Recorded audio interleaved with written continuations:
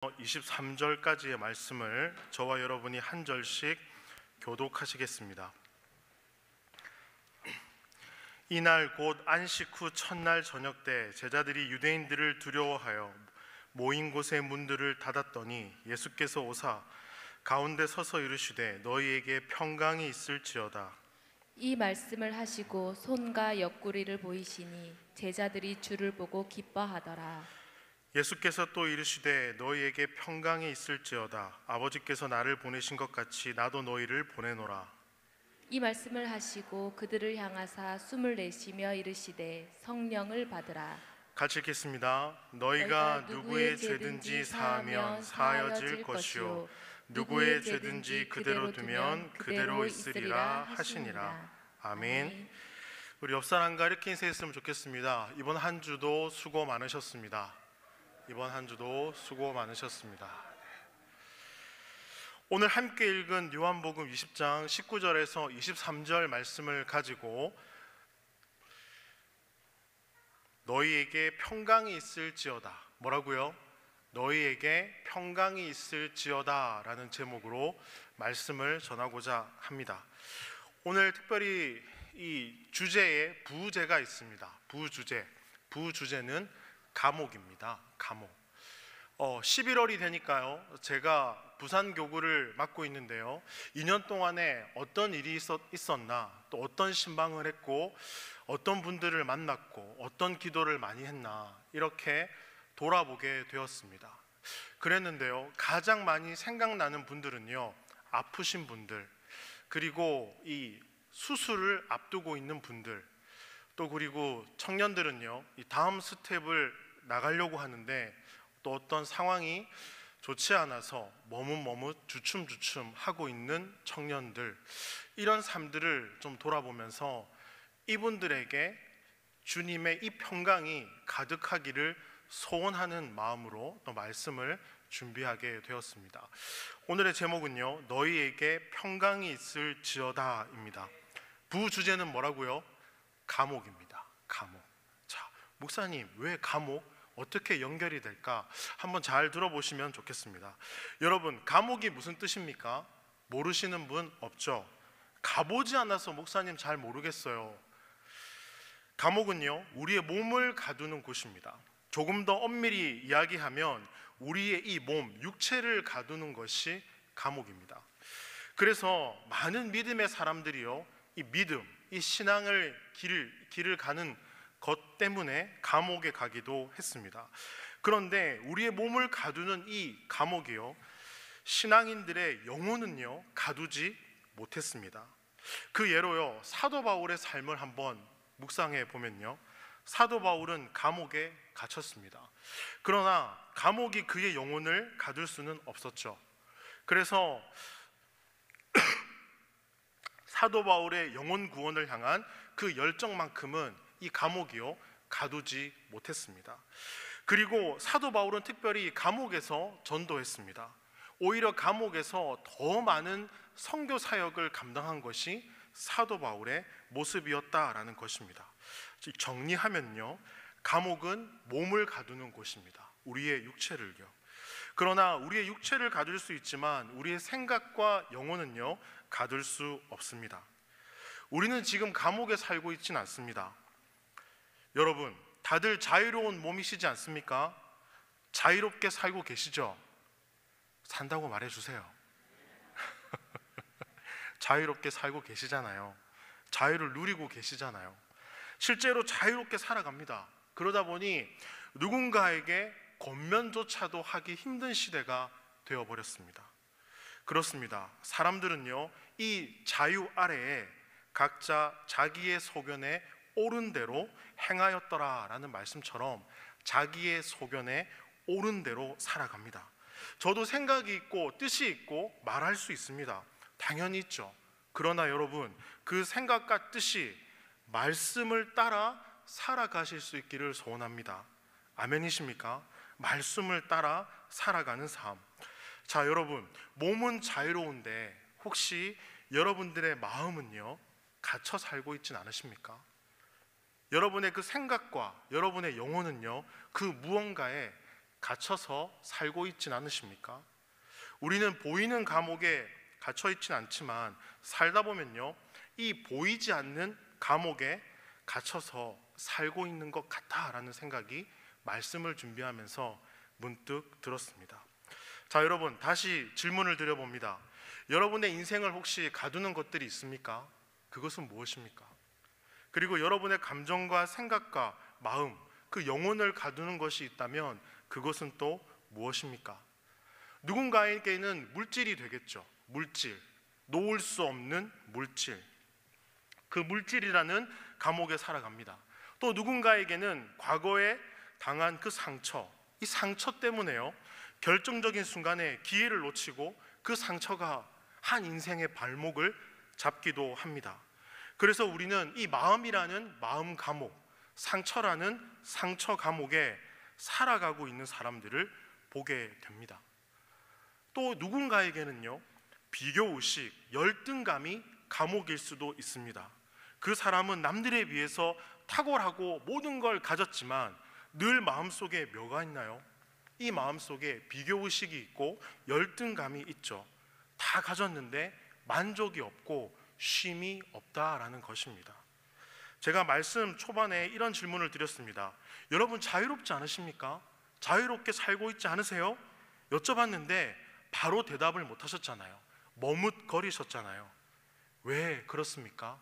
무언가 이 마음에 꺼리낌이 있기 때문이죠. 나는 자유롭게 살고 있는데 무언가가 나를 가두는 것 같고 나를 힘들게 하고 그런 문제들이 있다라는 것입니다.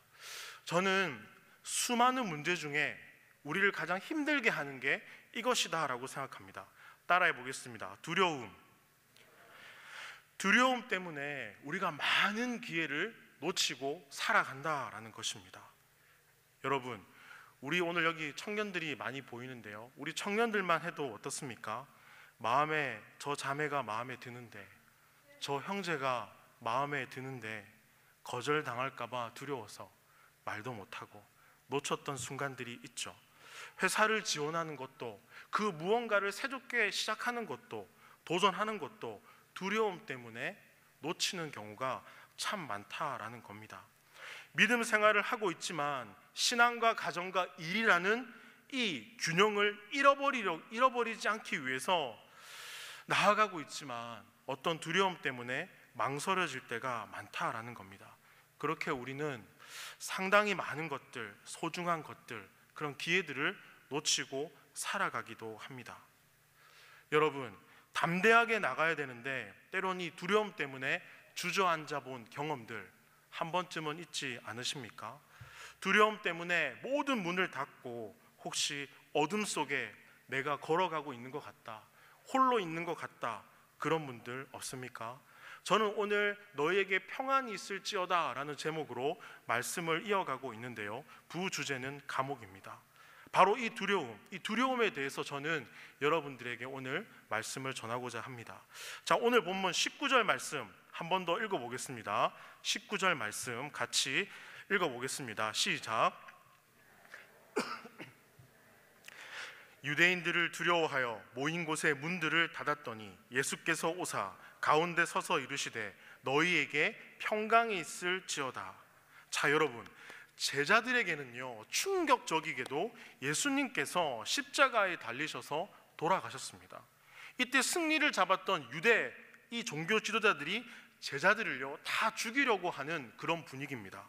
그래서 예수님의 제자들은요 19절에 보시면 유대인들이 무서워서 문을 닫고 한 곳에 모여 있는 것을 보게 되어집니다. 모여 있지만 서로에게 도움이 안 됩니다. 피해 있는 거거든요. 유대인들이 자신들을 죽이려고 하는 이 상황 자체가 너무 두려웠기 때문에 문까지 닫고 한 곳에 모여 있는 것입니다.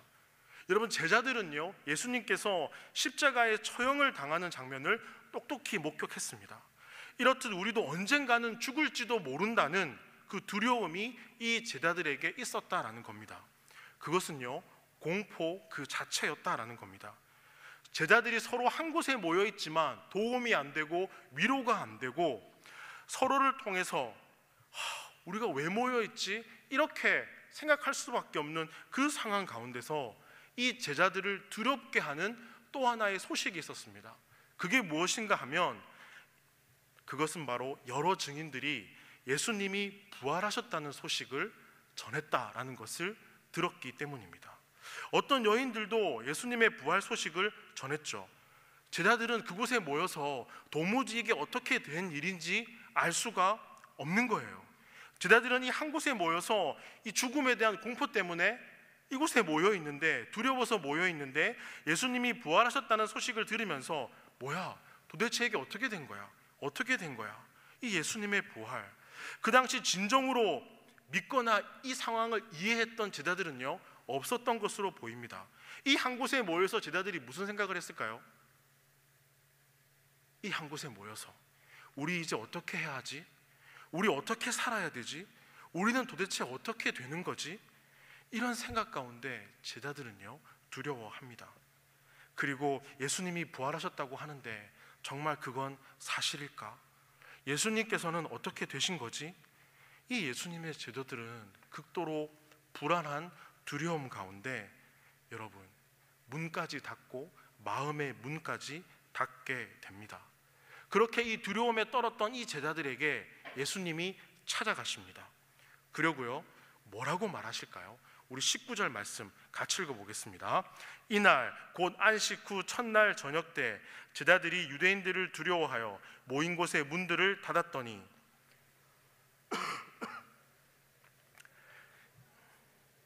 읽고 계신 겁니까? 식사하셨을 텐데 다시 한번 금요 기도회죠. 그 어떤 예배보다 뜨겁게 읽어야 될 줄 믿습니다. 다시 읽겠습니다. 시작. 이날 곧 안식 후 첫날 저녁 때 제자들이 유대인들을 두려워하여 모인 곳의 문들을 닫았더니 예수께서 오사 가운데 서서 이르시되 너희에게 평강이 있을지어다. 아멘. 여러분, 부끄러워하지 마십시오. 말씀을 읽을 때 담대하십시오. 성경을 읽으실 때 간혹 부끄러움을 타시는 분들이 있습니다. 여러분, 부끄러움보다 담대하게 읽어야 될 줄 믿습니다. 자, 그 두려움에 떨던 제자들에게, 부활이 사실인지도 진짜인지도 모르는 그 제자들에게, 우리는 어떻게 해야 하나 갈팡질팡하는 그 제자들에게 예수님께서 나타나셔서 너희에게 평강이 있을지어다 라고 말씀하시죠. 부활하신 예수님이 두려움 가운데 있었던 제자들에게 건넨 인사가, 따라해 보겠습니다. 샬롬. 샬롬. 여러분, 이 평강, 이 샬롬의 원래의 의미는요, 창세기에 보시면 하나님께서 첫사람 아담을 지으십니다. 그리고 그의 짝 누구를 줍니까? 목사님, 금요기도에 저녁 말하기 귀찮아요. 자, 얘기해 보십시오. 그 짝 누굴 줍니까? 하와를 주죠. 그렇게 첫날 밤이 지나고 아담이 그 아침 눈을 뜨자 세상이 달라 보입니다. 많이 달라 보입니다. 여러분, 눈을 뜨고 본 에덴의 모습은요, 너무나 놀랍습니다. 아름답고 평화롭고 하나님께서 창조하신 이 창조의 세계를 그 어떤 단어로 표현할 수 있을까? 평화, 영광, 질서, 아름다움, 기쁨. 그래서요, 이것을 이렇게 표현합니다. 여러분, 와, 행복하다. 나 정말 행복해. 이런 고백 한 번쯤 하신 적 있으시죠? 이런 고백도 없으십니까? 무슨 낙으로 사십니까? 이것이 여러분 샬롬의 뜻입니다. 평화라고 하지만 원래 샬롬은요, 가득하다, 넉넉하다, 부족함이 없다. 그 어느 것 하나 부족함이 없는 넉넉한 상태, 그것이 샬롬의 원뜻이다라는 겁니다. 여러분, 그 샬롬, 예수님께서요, 두려워하는 제자들에게 나타나서 샬롬, 평강이 있을지어다 라고 인사를 합니다. 그 당시 유대인들에게 이 샬롬은요, 일상적인 인사였습니다. 불안과 혼란 가운데 제자들에게요, 이 일상적인 인사, 발음도 안 되네요. 여러분들 때문에 호응 안 해주시니까. 감기도 심하지만 앞으로 반응도 안 해주시면 제 발음이 어떻게 될지 모르겠습니다. 여러분, 이 일상적인 인사, 발음이 또 안 되잖아요. 이 일상적인 인사, 이 샬롬은요, 그냥 일상적인 인사가, 평범한 인사가 아니었다라는 겁니다. 두려움과 혼란 가운데 마음의 문마저 꽉 닫았던 이 제자들의 마음의 그 문을 여는 인사였다라는 겁니다. 오늘날로 따지면 우리의 마음을 활짝 열게 만드는 인사였다라는 겁니다. 그 샬롬은요, 두려움과 낙심 가운데 얼어붙었던 제자들의 마음을 녹이는 인사였습니다. 그것이 샬롬이었습니다. 죽음의 공포와 전율 가운데 사로잡혀서 서로에게 도움이 안 되고 어떻게 살아야지라고 고민했던 그 제자들에게 다시금 주님을 바라볼 수 있게 하는 인사였다라는 것입니다. 다쳤던 그들의 영과 눈과 그 눈을 뜨게 하고 하나님의 말씀을 다시 한번 보게 하는 인사였다라는 것입니다. 그래서 예수님이 제자들에게 이렇게 인사하는 겁니다. 샬롬, 너희에게 평강이 있을지어다. 의심하고 염려하고 불안해했던 이 제자들이 이 샬롬, 너희에게 평강이 있을지어다 라는 인사 앞에 어떤 반응을 보이는지 20절 말씀을 읽어보겠습니다. 시작. 제자들이 주를 보고 기뻐하더라. 자, 20절 말씀 후반에 보면 제자들이 어떠했다고요? 주를 보고 기뻐하더라 라고 말씀합니다. 불안해하고 염려하고 믿지 못했던 제자들이 이제 믿어지는 겁니다. 기쁨이 그 안에 찾아오는 겁니다. 두려움과 불안의 안개가 사라지고 마치 태양이 떠오르는 것처럼 어둠 가운데 한 줄기 빛이 제자들 마음 가운데 들어오는 순간이다라는 겁니다. 닫혔던 눈이 열리고 마음에 기쁨이 찾아오는 순간이죠.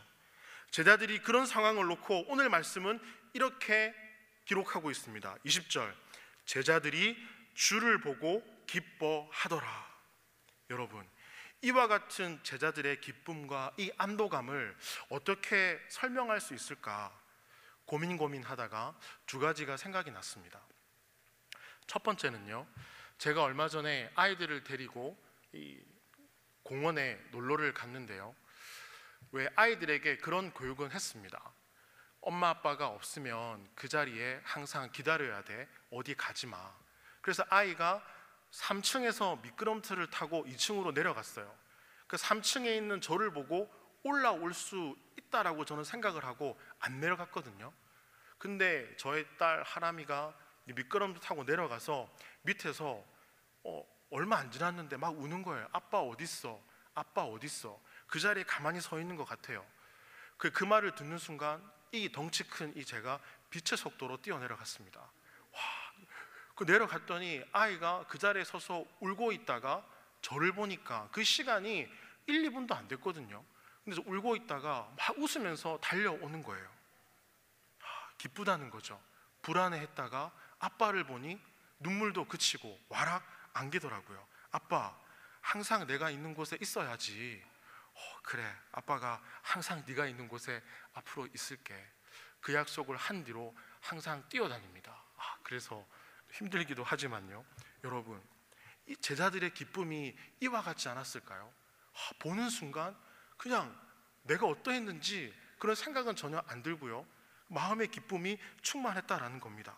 자, 두 번째는요, 저희 장인어른께서 담도암 수술을 이제 받게 되셨을 때인데요, 이 기가 좀 심해서 수술을 받다가 돌아가실 수도 있다고 의사가 말을 했습니다. 수술을 13시간에 걸쳐서 했거든요. 이 담당 의사분은 그래도 담도암의 명이셨습니다. 한 4시간쯤 지났을까 이렇게 갑자기 수술을 하다가 나오셔가지고 가족들에게 설명을 막 하는 거예요. 나 이런 환자 처음 봤어. 나 그래도 뭐 어떻게 저렇게 말하시면서 스스로 막 화가 나셨는지 저희에게도 뭐 화도 내시고, 왜 우리에게 화를 내지? 본인이 수술이 안 되니까 화가 나신 것 같아요. 그러면서 다시 수술을 잘해보겠다고 또 들어가시더라고요. 그래서 막 그런 상황 가운데 저는 나중에 들었고요, 저는 이 교회에 작은 예배당이 있어서 그곳에 가서 히스기야의 이 열왕기 하에 나오는 20장 말씀을 붙들고 평생 그렇게 많이 울어본 적은 없었던 것 같습니다. 그렇게 울면서 하나님께 매달리면서 기도하고 기도했습니다. 다시금 아버님을 만날 수 있게 해 주십시오. 왜요? 의사가 수술을 하다가 돌아가실 수 있다고도 얘기를 했기 때문이죠. 그런데 아버지께서 잘 수술을 마치고 회복실로 오셨고 다시 보게 되고 눈을 뜨고 인사를 하게 되고, 너무 기쁘더라고요. 그 기쁨은 이루 말할 수가 없더라고요. 그렇게 불안하고 걱정하고 염려했는데 온전히 완쾌되신 모습을 보니 정말 이 안에 기쁨이 충만하더라고요. 여러분, 제자들이 느꼈던, 주를 보고 기뻐했던 그 기쁨이 이러한 기쁨이 아닐까? 여러분들, 주님이 정말 내 기도에 응답해 주시고 함께함을 느끼실 때 여러분들은 어느 정도로 기쁘십니까?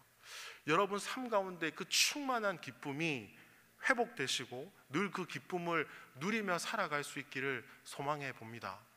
주님이 주시는 그 기쁨 때문에 예배가 매 순간 감격이 되고, 기도가 노래가 되고, 찬양이 나의 삶의 고백이 되고, 그래서 저 예배당의 문을 나가 세상에 살아가는 나는 주님으로 인하여서 너무 기쁜 나머지 사람들에게 복음의 메시지가 되고, 그렇게 그저 서로 사랑하고 아끼며 살아갈 수 있는 그 저와 여러분의 삶이 되기를 소망해 봅니다. 예수님은 이어서 이렇게 말씀하십니다. 21절 말씀 같이 한번 읽어보겠습니다. 예수께서 또 이르시되 아버지께서 나를 보내신 것 같이 나도 너희를 보내노라. 예수님은 제자들에게 다시 한번 이렇게 인사합니다. 너희에게 평강이 있을지어다. 너희에게 평강이 있을지어다. 여러분, 그러고 보면 이 평강이 있을지어다 이 인사는요, 예수님께서 제자들에게 처음으로 한 인사는 아닙니다. 사실 예수님께서는요, 제자들에게 자신의 죽음을 예고하실 때가 있었거든요. 그러자 제자들이 그때요, 그 죽음의 예고를 듣고 두려움과 혼란 가운데 빠졌을 때가 있습니다. 그때에도 예수님은 동일한 인사를 하십니다. 그 본문을 한번 찾아보겠습니다. 요한복음 14장 26절, 앞으로 몇 장만 넘기시면 됩니다. 요한복음 14장 26절에서 27절 말씀. 자, 죽음의 예고를 하셨는데요, 그 예고를 듣자 제자들이 두려워합니다. 그러자 예수님께서 동일한 인사를 하시는데 26절, 27절 같이 한번 읽어보겠습니다. 시작. 보혜사 곧 아버지께서 내 이름으로 보내실 성령, 그가 너희에게 모든 것을 가르치고 내가 너희에게 말한 모든 것을 생각나게 하리라. 평안을 너희에게 끼치노니 곧 나의 평안을 너희에게 주노라. 내가 너희에게 주는 것은 세상이 주는 것과 같지 아니하리라. 너희는 마음에 근심하지도 말고 두려워하지도 말라. 아멘. 정리하면 이런 것입니다. 나는 아버지께로 간다. 그런데 너희들은 여전히 두려워하고 염려하는구나. 두려워하지 말라. 근심하지 마라. 하나님께서 보혜사 너희를 도우실 성령님을 보내주실 것이다 라고 예수님은요 말씀하십니다. 성령이 너희 마음 가운데 임할 때 진정으로 너희에게 평안이 임하게 될 것이다.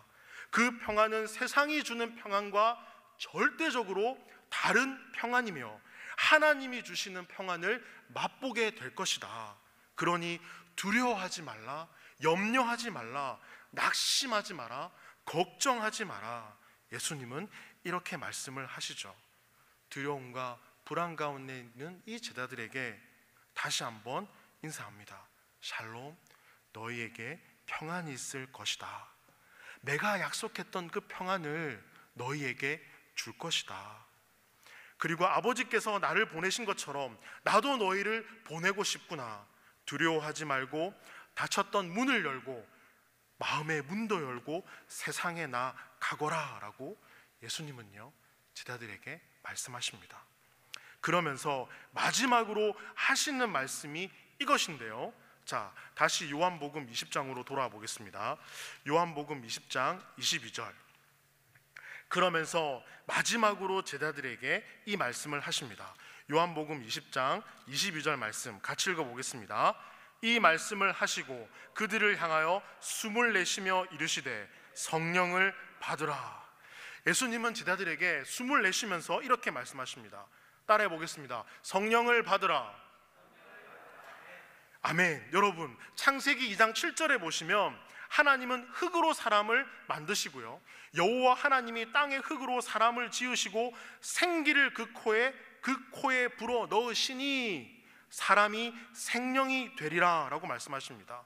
생기를 불어 넣으셨다라고 말씀하시는데요, 동일하게 에스겔서 37장 5절에 보면 생기가 들어감으로 마른 뼈가 살아난 역사를 보게 되는데요, 자, 에스겔서 37장 5절 말씀 읽어드리겠습니다. 주 여호와께서 이 뼈들에게 이같이 말씀하시기를 내가 생기를 너희에게 들어가게 하리니 너희가 살아나니라. 여러분, 성령은요, 따라해 보겠습니다. 창조의 영. 따라해 보겠습니다. 성령은요, 회복의 영. 성령은요, 창조의 영이시고요, 회복의 영이십니다. 성령이 임할 때 죽었던 우리의 마음과 생각과 영혼이 살아나기 때문입니다. 두려움과 염려와 불안 가운데 있는 인생들에게 성령이 임할 때 그 마음 가운데 평강이 임할 줄 믿습니다. 바로 이 창조의 영, 회복의 영, 생명의 영이요, 사랑하는 우리 온누리교회 성도님들 가운데 가득하기를 소망합니다. 자, 예수님은요, 이 믿지 못하고 두려워하는 제자들에게 뭐라고 말씀하셨습니까? 하나, 둘, 셋. 괜찮습니다. 그래서 제가 있죠. 자, 따라해 보겠습니다. 너에게 평강이 있을지어다. 여러분, 두렵고 힘들고 낙심될 때 외우십시오. 나에게 평강이 있을지어다. 아버지께서 나를 보내신 것처럼 나도 너희를 보내리라. 그리고 담대하라. 그리고 성령을 받으라 라고 말씀하십니다. 오늘날 우리에게도 동일하게 하시는 말씀이지 않습니까? 믿음 생활을 좀 열심히 하고 싶은데, 열심히 하고 싶으시죠? 오늘 금요기도에 맞습니까? 오늘 제가 열심히 부르짖겠습니다. 우리 온누리교회 성도님들 신앙생활 열심히 할 수 있도록 인도해 주옵소서. 여러분, 열심히 하고 싶습니다. 그러나 때론 무너질 수 있고요, 때론 한 번쯤 농땡이 치고도 싶어요. 솔직한 마음이지 않습니까? 때론 그 자리를 누가 대신해서 좀 섬겨줬으면 좋겠어요. 네, 그럴 때도 있습니다. 낙심할 수도 있어요. 또 다양한 삶의 문제로 번번이 넘어지고요, 실패하는 우리에게 하시는 말씀이지 않습니까? 너희들에게 평강이 있을지어다. 아버지께서 나를 보낸 것처럼 나도 너희를 보낸다. 그러니 두려워하지 말고 마음의 문을 열고 세상으로 나가라. 그리고 성령을 받으라. 우리를 너무나 잘 알고 계시는 하나님께서 오늘 우리에게 하시는 말씀이십니다. 오늘 혹시 예배드리는 이 중에 여러 가지 삶의 문제로 두려움과 혼란 가운데 살아가는 분들 계십니까? 여러분, 우리에게는 세상의 다른 것이 아닌 이분이 필요합니다. 따라해 보겠습니다. 성령님, 성령님. 여러분, 삶의 문제로 인해 상황이 답답하고요, 때로는 원망스럽고 혼란스러울 때가 있습니다. 나를 가두는 여러 가지 상황들이 있고요, 내가 감옥에 있는 것은 아니지만 감옥에 있는 것처럼 나의 여러 가지 좋지 않는 상황들 때문에 내가 힘들 때가 있어요. 나를 옥죄는 여러 가지 문제들 때문에 답답할 수 있습니다.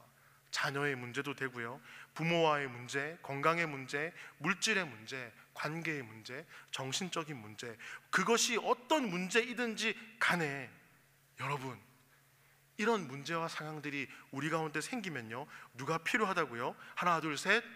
성령님. 그러니 이 어려운 상황들을 잘 정리해 보면 이것은요, 은혜 받을 수 있는 기회입니다.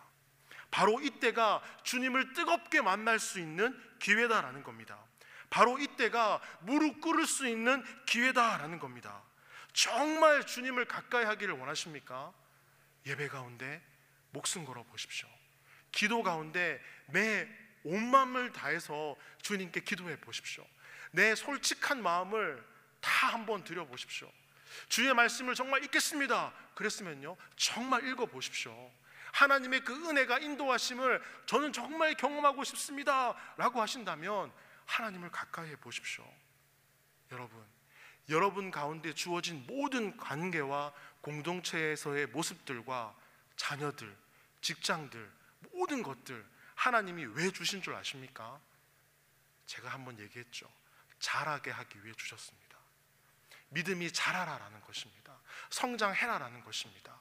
하나님을 가까이 하고 말씀을 가까이 할 때요, 우리는 그 모든 환경 가운데서 오로지 주를 바라보고 믿음이 자라는 우리를 보게 될 것입니다. 그리고 매 순간 주님을 만나기에 기쁨이 충만할 것입니다. 여러분, 오늘 이 자리에서 예배 드리시는 분들, 영상으로 혹시 예배 드리시는 분들 중에 주님의 일을 하다가 낙심하고 길을 잃고 혹은 인생의 어떤 벽 때문에 힘든 분들 계십니까? 오늘 사랑하시는 주님이 저와 여러분들에게 이렇게 말씀하십니다. 많이 두려워하지 마라. 샬롬, 너희에게 평강이 있을지어다. 아버지께서 나를 보내신 것처럼 나도 너희를 보내노라. 그러니 성령을 받으라. 성령을 받으라. 여러분, 그렇다면 주님이 약속하시고 말씀하신 그 평안은 도대체 무엇일까요? 형통과 성공과 풍성함, 그런 평안함일까요? 물론 아니라고 말할 수는 없습니다. 그러나 예수님께서 제자들에게 말씀하신 그 진정한 평안의 의미는요, 이렇습니다. 이 의미를 정리하기가 쉽지 않았습니다. 어렵더라고요. 어떻게 한 문장으로 정리해서 여러분들에게 드릴 수 있을까? 여러분, 그 진정한 평안의 의미는요, 십자가 안에서 하나님과 인간 사이에서 이루어진 화해에서 비롯되는 평안이다라는 겁니다. 이게 무슨 말인가? 십자가 위에서 이루어진 바로 십자가의 사랑, 십자가의 은혜와 그 평안을 우리에게 주시겠다라는 겁니다. 한 문장으로 다시 만들어 드리면 그 깊은 사랑과 은혜를 우리에게 주시겠다라는 것입니다. 예수님은 제자들에게 말씀하십니다. 바로 부활하신 주님께서 평안을 제자들에게 말씀하십니다. 십자가 사랑을 보여주신 하나님을 향한 그 믿음, 그리고 성령 충만이 중요함을 예수님은 제자들에게 말씀하신다라는 겁니다. 그래서요, 예수님은 우리를 도우시는, 우리의 믿음을 자라게 하는, 하나님을 바라보게 하는, 그리고 그 평안을 누리게 하는 무엇을 받으라고요? 성령을 받으라. 성령을 받으라. 제자들에게 말씀하십니다. 우리는 이 땅을 살아가면서요, 믿음 생활을 하면서 이 두려움이라는 감옥, 염려라는 감옥, 걱정이라는 감옥에 갇혀서 살아갈 때가 있습니다. 두려움 때문에 아무것도 하지 못하고요, 바보처럼 살아갈 수 있고, 두려움 때문에 마음도 닫고 관계도 엉망이 되고 신앙의 문마저 닫고 살아갈 수 있습니다. 그러나 사랑하는 우리 주님의 음성을 듣고요, 영혼과 마음의 문을 활짝 여시길 바랍니다. 주님의 음성을 듣고 성령 충만함으로 일상에서 일어나 주의 기쁨을 누리며 살아갈 수 있기를 소망합니다. 주여 우린 연약합니다 라는 복음송이 있습니다. 주여 우린 연약합니다. 우린 오늘을 힘겨워합니다. 줏뜻 이루며 살기엔 부족합니다. 우린 연약합니다. 우린 넘어집니다. 우린 실수합니다. 우리는 긍휼을 구하는 죄인입니다. 그러나 우린 그래서 주를 바라봅니다. 한없는 주님의 은혜 온 세상 위에 넘칩니다. 온 땅 위에 충만합니다. 주님만이 길이 오니 우린 그 길 따라 갑니다. 그날에 우릴 이루실 주는 완전합니다. 여러분, 찬양, 복음성 찬양을 잘 들어보시면 주가 일하시네, 주가 하시네라는 가사가 참 많이 나옵니다. 여러분 삶 가운데 주님이 일하심을 믿으십니까? 그 주님을 바라보고 계십니까? 주님은 우리를 통해 일하시고 그의 뜻을 이루어 가십니다.